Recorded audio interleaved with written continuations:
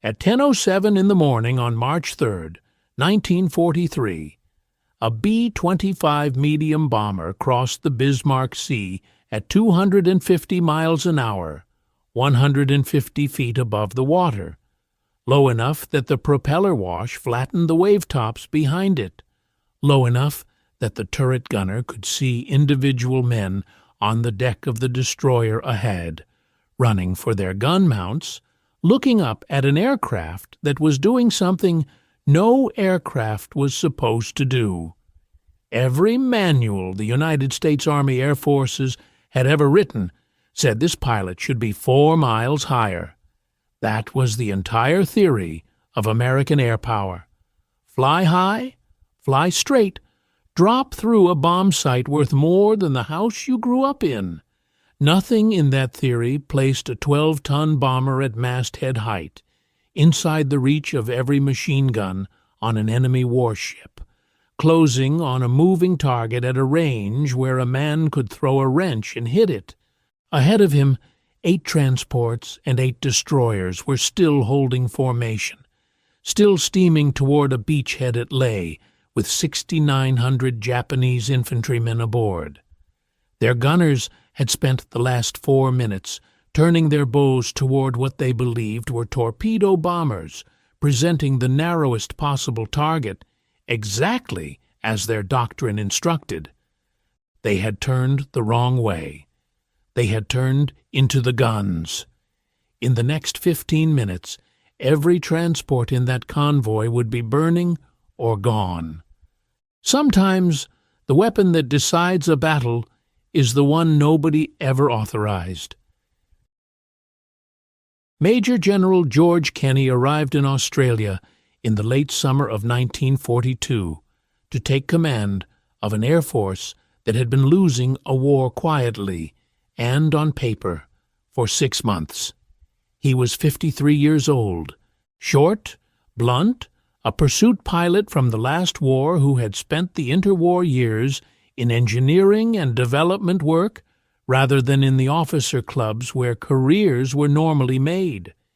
He had a reputation for saying exactly what he thought to people who outranked him, which had cost him promotions and gained him a very specific kind of usefulness. When General Douglas MacArthur needed someone to fix the air situation in the Southwest Pacific, he did not want a diplomat. He wanted a mechanic. What Kenney found when he opened the records was not a shortage of courage. It was a shortage of hits. For months, Allied bombers had been flying against Japanese shipping moving down from Rabaul into New Guinea, and for months those bombers had been coming home with reports of near misses, straddles, columns of water thrown up alongside ships that then sailed on undamaged. The heavy bombers attacked from 18, 20, 22,000 feet, the altitude at which they were relatively safe from anti-aircraft fire and almost entirely safe from fighters climbing to reach them. From that height, the Norden bomb sight could put a bomb inside a few hundred feet of an aiming point on a still afternoon over a stationary target in Nevada. A ship at sea is not a stationary target. The arithmetic was merciless once you actually wrote it down. A bomb released from 20,000 feet takes roughly 35 seconds to reach the water. A destroyer making 30 knots covers about 600 yards in that time. A ship's captain, who sees bombers overhead and orders a hard turn, does not need to guess where the bombs are falling. He only needs to be somewhere else in 35 seconds, and a warship can do that without any particular skill or luck.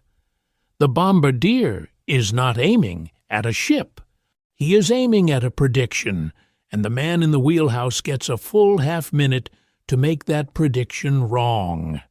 Kenney went through the strike reports and found what he expected to find.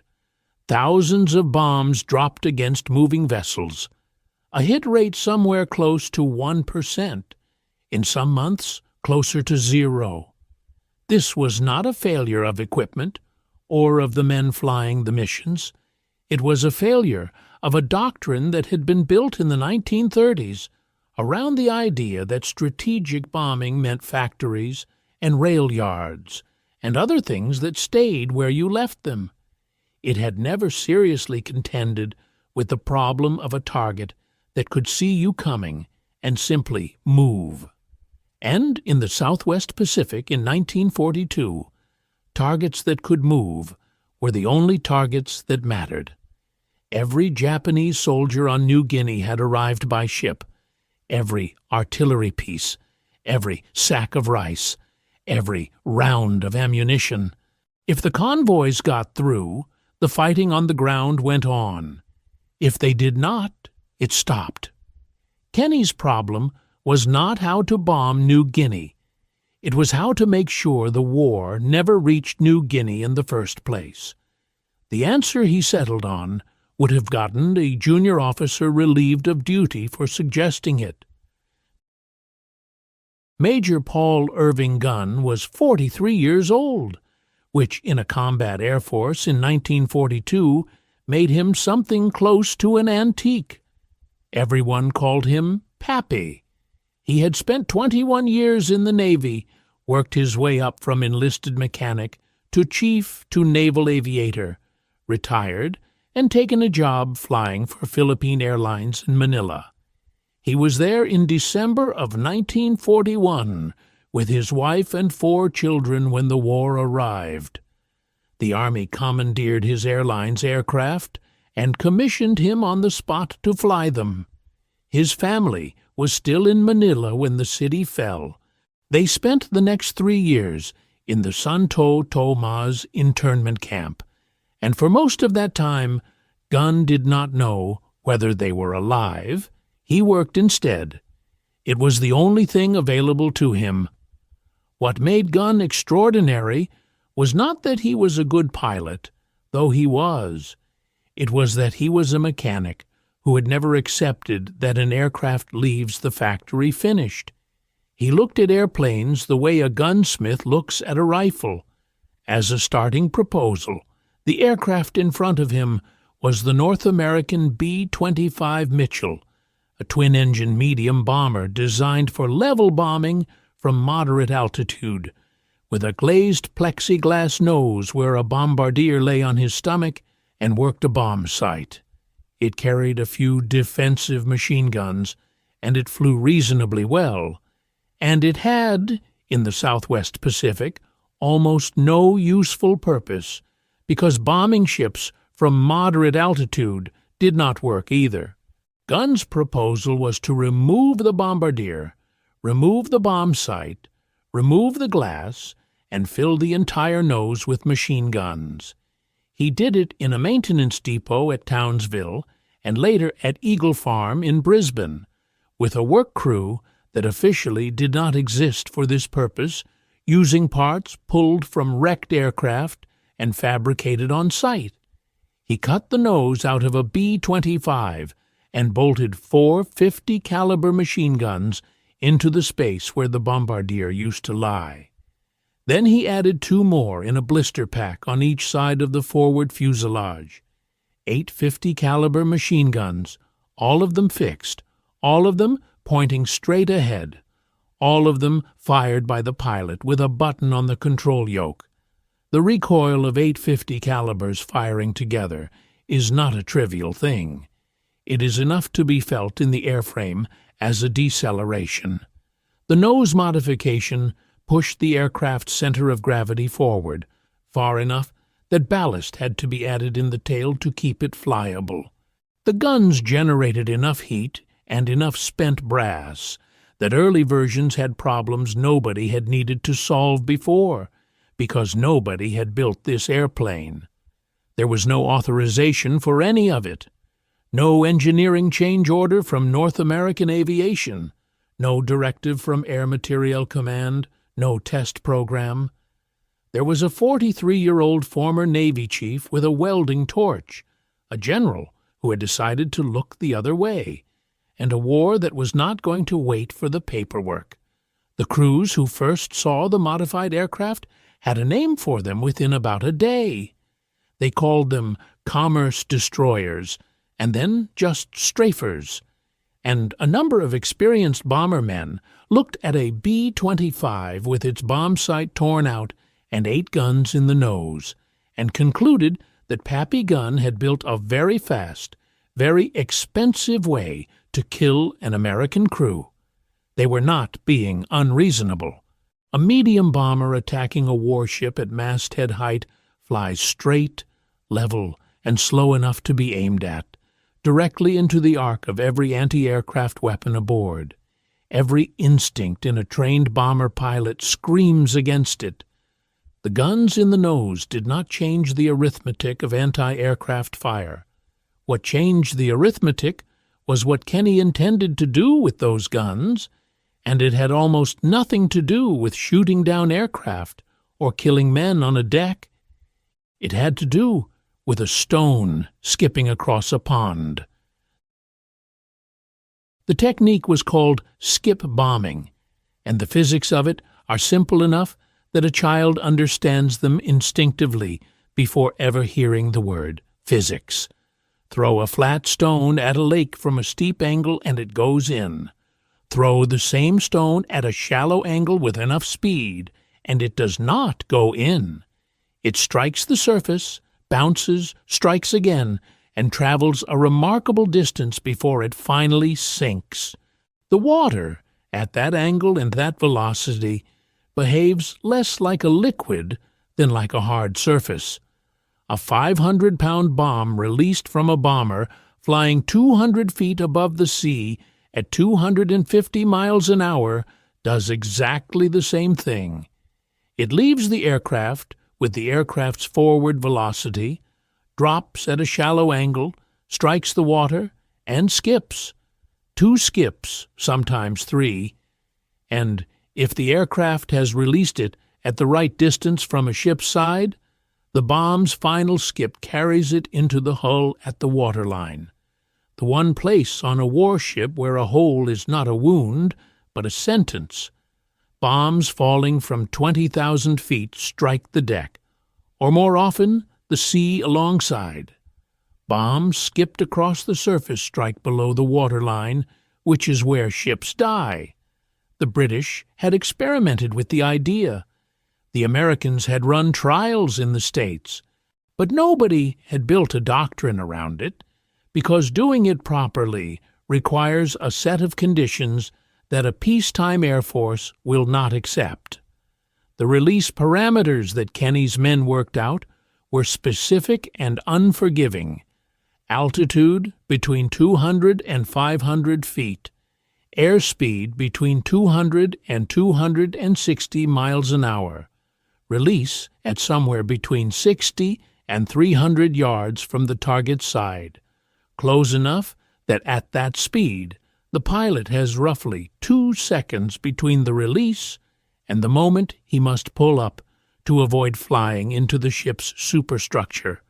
And, crucially, the bombs had to be fitted with 4 to 5 second delay fuses, because a bomb that detonates on first contact with the water accomplishes nothing except drowning its own explosion, and a bomb that detonates on contact with the hull at that range destroys the aircraft that dropped it. 4 seconds. The bomb goes into the hull, sinks along the plating, and detonates below the waterline, while the aircraft that delivered it is already a quarter-mile away. Kenney did not ask his crews to believe this.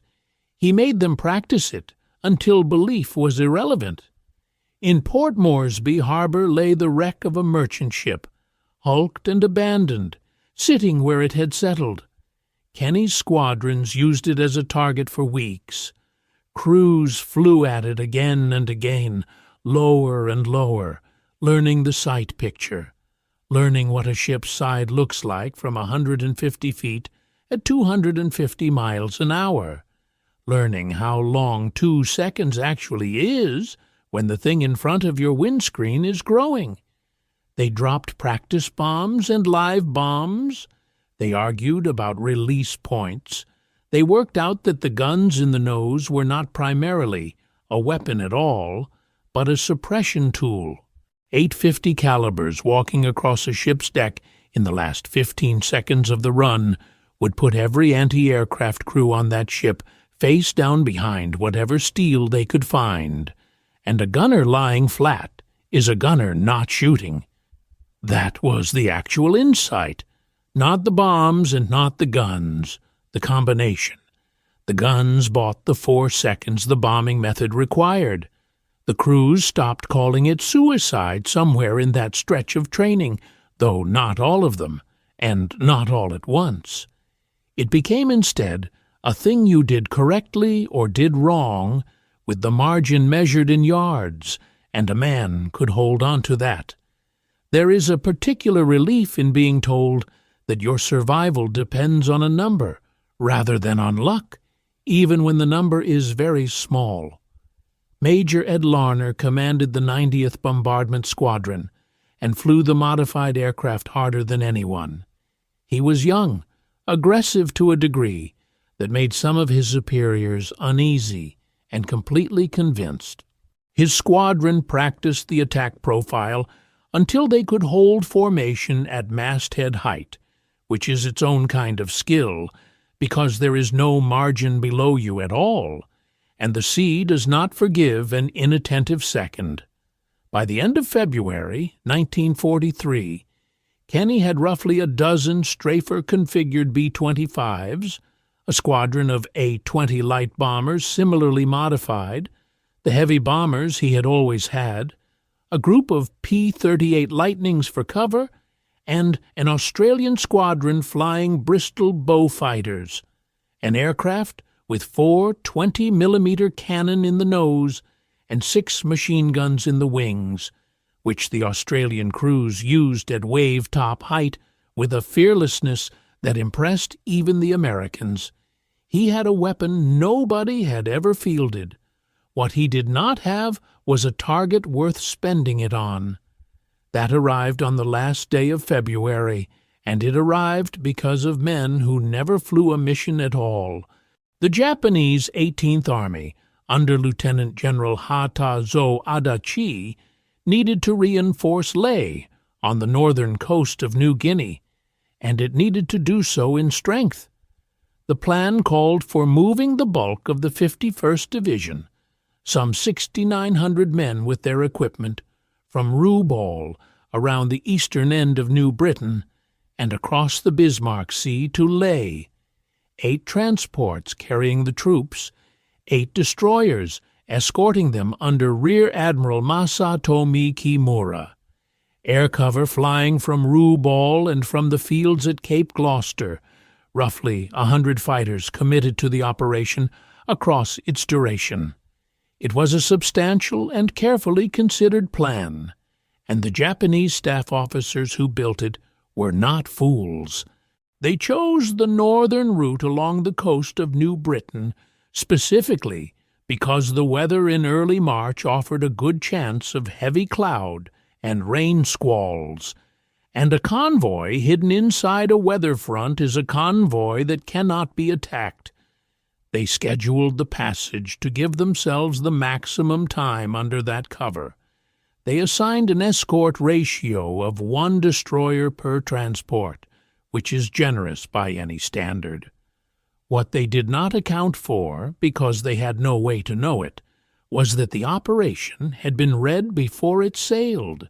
Allied codebreakers working in Australia, the organization at Central Bureau in Brisbane, working with material from other Allied signals intelligence efforts, had made significant progress against Japanese military communications, including the codes used to coordinate maritime transport.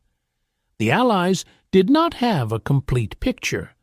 Signals intelligence rarely delivers one, but they had enough.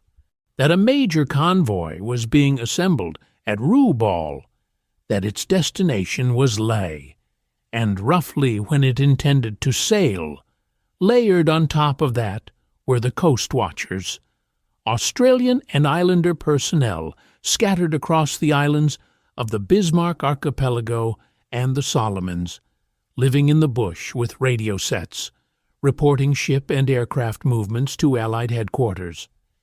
These were men operating without support, without any realistic prospect of rescue if discovered, in territory occupied by an enemy that treated captured coast watchers and the local people who sheltered them with a brutality that was well understood by everyone involved. Islander scouts and villagers carried messages, hid equipment, and shared food, knowing precisely what the consequences would be if the wrong person talked. Nothing in the story that follows works without those men. The most sophisticated attack technique in the theater is useless against a convoy you cannot find, and the Bismarck Sea is an enormous quantity of empty water. Kenney had his crews at readiness from the last days of February. Reconnaissance aircraft flew search patterns along the projected route. On March 1st, in a break in the weather, a B-24 Liberator crew spotted the convoy. 16 ships in formation, moving west along the north coast of New Britain, exactly where the planners had said they would be. Then the weather closed again, and the convoy vanished back into the front. For the rest of March 1st, Kenney's aircraft searched a stretch of ocean under cloud and found nothing. A strike went out and came back without contact. In the operations rooms at Port Moresby, men who had spent months preparing for exactly this, and who had roughly a day and a half before the convoy reached the protective range of Japanese air cover over Leh, watched a weather report and could do nothing about it. The front broke on the morning of March 2nd. The first attacks came from the heavy bombers, and they are worth examining closely because they demonstrate exactly the problem Kenney had been trying to solve. Flights of B-17s reached the convoy in the middle of the day on March 2nd, attacking from altitude in the conventional manner. Their crews were experienced. Their aircraft were the best heavy bombers in the theater. They pressed the attack through anti-aircraft fire and Japanese fighters, and they achieved real results. They sank one transport, one ship out of 16, in a day of attacks by the most capable heavy bombers available, flown by good crews doing everything doctrine asked of them. 2 more transports were damaged.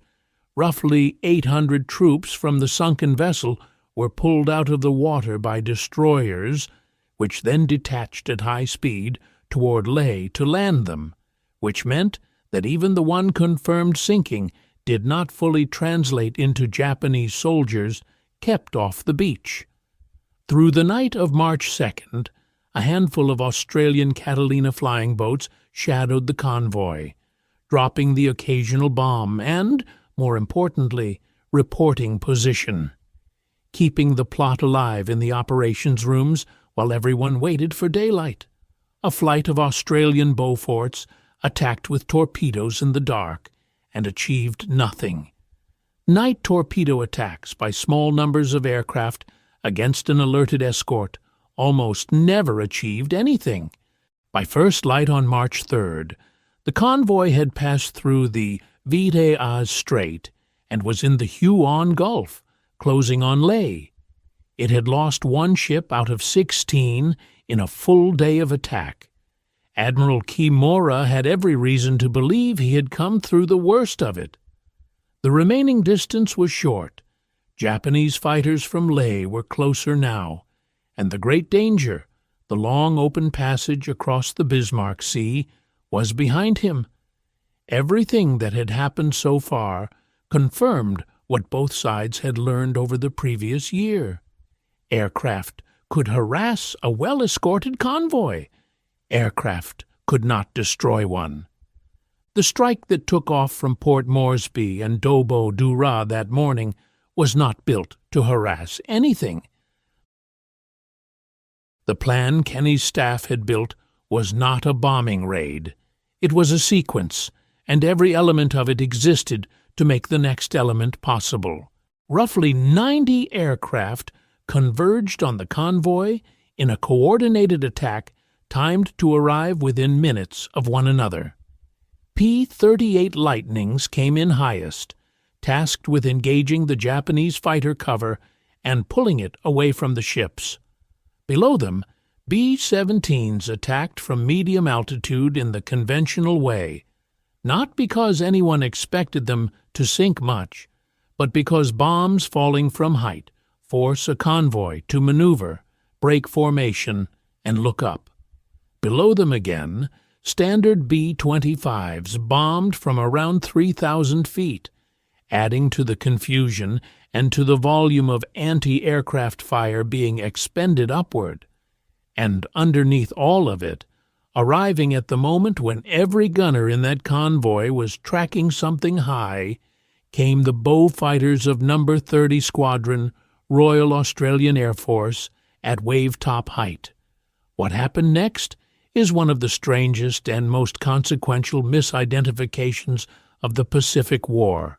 The Japanese lookouts saw twin-engine aircraft coming in low and fast across the water and reported them as bow forts, torpedo bombers. The response to a torpedo attack is drilled into every ship's crew in every navy in the world, and it is not complicated. Turn toward the attacker. A torpedo runs at a fixed depth on a straight line. A ship presenting its bow presents a target perhaps 30 feet wide instead of 300. Turning into a torpedo attack is not cowardice or panic. It is correct. The convoy turned into the attack. The bow fighters were not carrying torpedoes. They were carrying 4 20-millimeter cannon and 6 machine guns each, all firing forward, and a ship that has turned its bow toward you has just presented the entire length of its deck as a strafing run. Every gun position, every bridge window, every exposed man from bow to stern, laid out along the axis of fire like a target range. The Australians went down the decks at masthead height, and the anti-aircraft crews of an entire convoy were suppressed, wounded, or driven under cover in the space of about 90 seconds. That was when the strafers arrived. Larner led the modified B-25s of the 90th Squadron in at 150 feet, and what followed was the thing that had been rehearsed against a hulk in Port Moresby Harbor for weeks, executed against real ships whose crews had just been comprehensively shot at from a direction they were not defending. The attack profile was mechanical and precise. Approach the target broadside, not bow on. Open with the .850 calibers at perhaps 800 yards, walking the fire across the deck and the superstructure. Hold the aircraft steady at 250 miles an hour. Release at somewhere between 60 and 300 yards. Pull up hard, over the masts, and get clear before the delay fuses reach the end of 4 seconds. The bombs skipped. Some of them went over the deck entirely and into the sea beyond, and some of them fell short and detonated harmlessly, and a great many of them struck the hull plating at or just below the waterline and went off inside 4 seconds, opening ships from the inside. The A-20 Havocs came in behind them and did the same thing. Larner's aircraft attacked the destroyer Shirayuki, Admiral Kimura's flagship. The ship was hit, its stern magazine detonated, and it broke apart and sank. Kimura himself was wounded and transferred to another destroyer, which is a sentence that describes an admiral losing control of a battle in the space of a few minutes. The turret gunner in the third aircraft of a formation like that has an unusual view of what is happening. He is facing backward. He does not see the target grow in the windscreen. He sees the ship that his own aircraft has just cleared, receding at 350 feet per second, and then he sees the water alongside it lift, and then he sees the ship do something ships are not supposed to do, which is change shape. He sees it for 2 or 3 seconds, and then it is behind him, and there is another one. The convoy came apart in roughly 15 minutes. Every one of the 7 remaining transports was hit and sinking or gone. 4 of the 8 destroyers were sunk outright. Shirayuki, Arashio, Toki Tsukazea, and Asashio. The surviving 4 destroyers moved among the wreckage, pulling men out of the water, while attacks were still coming in on them, which was a decision made by their captains under conditions where nobody would have criticized them for running. Overhead, the P-38s fought the Japanese fighter cover and largely kept it off the low-level attackers. Allied losses across the entire 2 days of the battle came to something in the range of 13 airmen killed, with 1 B-17 and 3 P-38s lost, and additional aircraft damaged. 13. There is a part of this story that gets left out of the tellings that want it clean, and leaving it out is a kind of lie.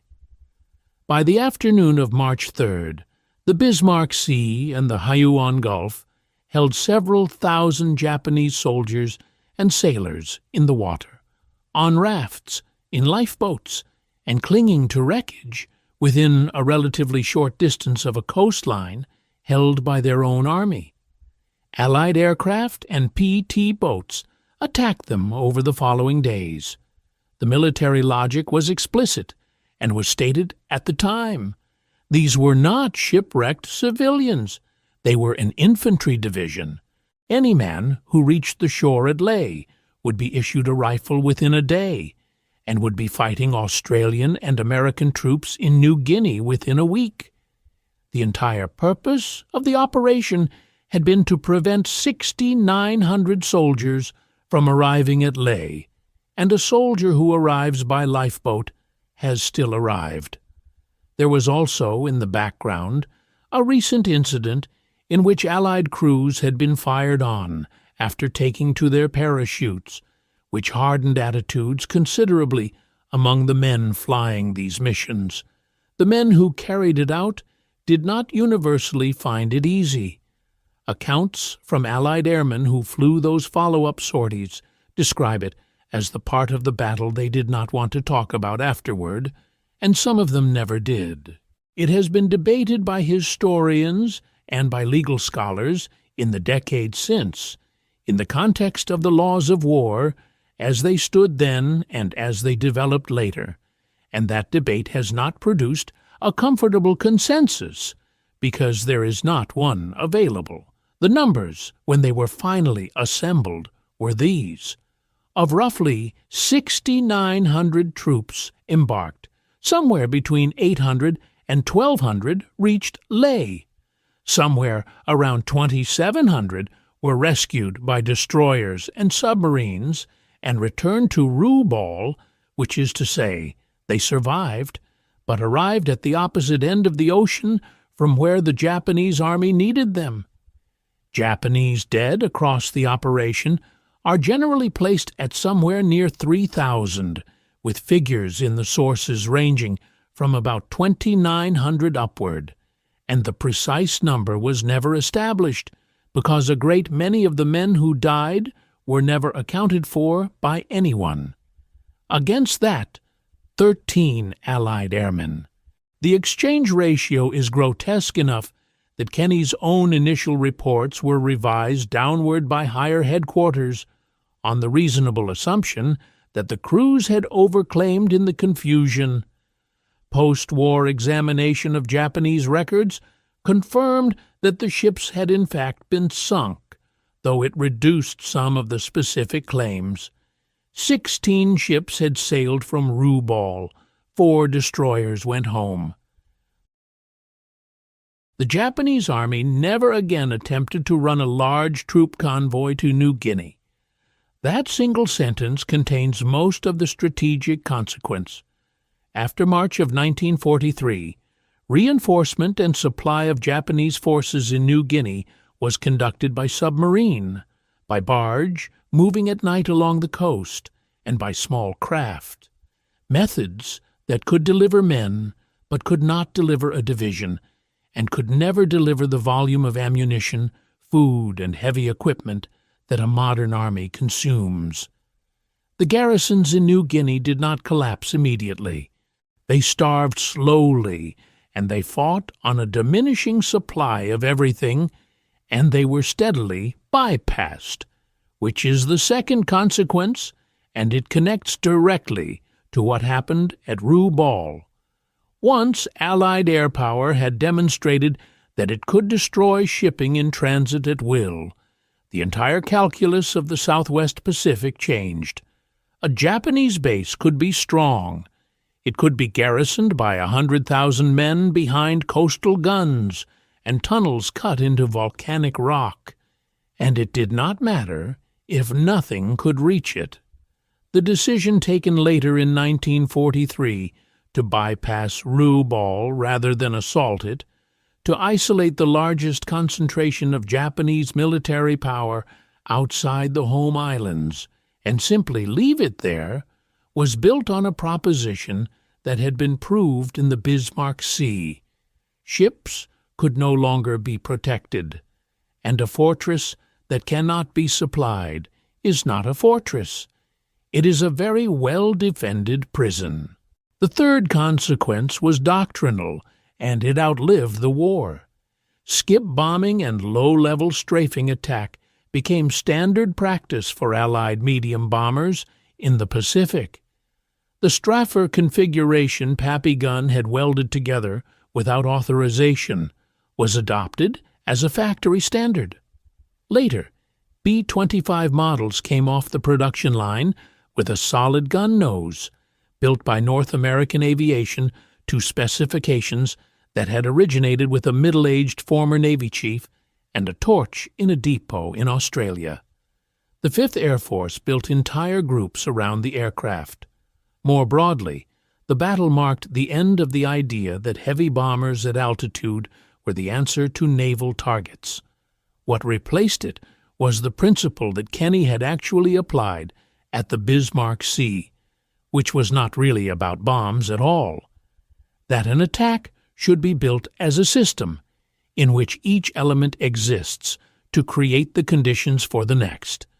The high bombers to force the maneuver and draw the eyes up, the fighters to strip the cover, the cannon aircraft to suppress the guns, and only then, into the gap those things had opened, the weapon that actually kills the ship. No single component of that attack would have worked alone. The B-25s that broke the convoy in 15 minutes would have been shot out of the sky in 5 if they had arrived first. Ed Larner did not have long to see any of it. He was killed in a flying accident in New Guinea in April of 1943, roughly 6 weeks after the battle, at 26 years old. The airfield at Dobo du Ra was later named for him. Pappy gun kept working, kept modifying aircraft, and kept flying, and was wounded more than once. He reached Manila in February of 1945 with the forces that liberated the city, and found his wife and 4 children alive in Santo Tomas after 3 years. He survived the war, returned to aviation in the Philippines, and was killed in a light aircraft crash in 1957. George Kenney commanded the 5th Air Force and then the Far East Air Forces for the rest of the war, and afterward became the first commander of Strategic Air Command. He spent a good deal of his later life making sure people knew what gun had done, which is not something every general does about a subordinate who modified aircraft without permission. What the Bismarck Sea actually demonstrated was not the value of a clever bombing technique. Techniques are cheap. Every air force in the war had men with good ideas. It demonstrated something harder. What happens when a commander is willing to conclude that the central doctrine of his own service is wrong for the problem in front of him, and act on that conclusion before anyone gives him permission. Kenney had a bomb sight that represented the largest single investment in precision the United States had made in its air arm, and he looked at his own strike records and concluded it was useless against the only targets that mattered to him. He had a mechanic modifying aircraft in violation of every procedure governing the maintenance of military equipment, and he protected him. He had crews who believed that flying a bomber at masthead height into a warship's guns was a way to die, and instead of arguing with them, he made them practice it against a wreck in a harbor until the belief was replaced by a number. On the other side, competent officers made correct decisions all the way down. Kimura chose the northern route for good reasons. He escorted his transports generously. His lookouts identified low, twin-engine aircraft, and his captains turned into what they believed was a torpedo attack, exactly as they had been trained, exactly as the situation appeared to require. They were destroyed by the correctness of their own response to a threat that was not the threat they were facing. 16 ships left Rabaul on the last day of February, 1943, carrying an infantry division to a beach 300 miles away. 4 destroyers came back. Between 800 and 1,200 men out of 6,900 reached the place they had been sent. 13 Allied airmen died to accomplish that, and the weapon that did it had been built in a maintenance depot by a 43-year-old with no authorization, out of a bomber with its bomb sight torn out, and dropped from an altitude at which no bomber was ever supposed to be.